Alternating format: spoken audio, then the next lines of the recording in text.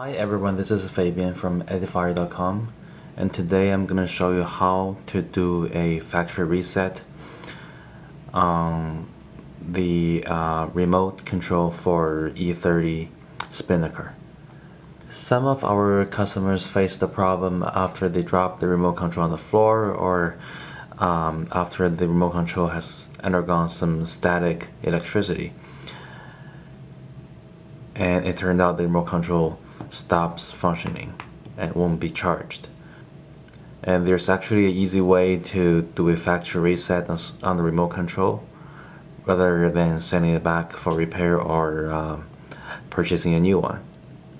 So first step, the remote control actually comes in two parts: the little base part and the cap, and with not much of a force you can just pull this part off like that.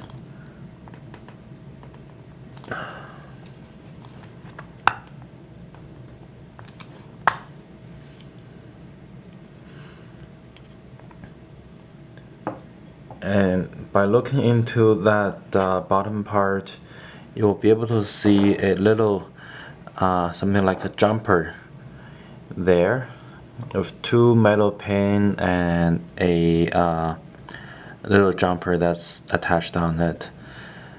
And just pull out that jumper using your finger.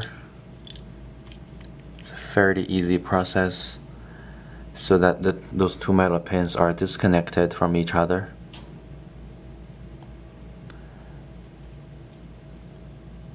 And simply put it back after a few seconds.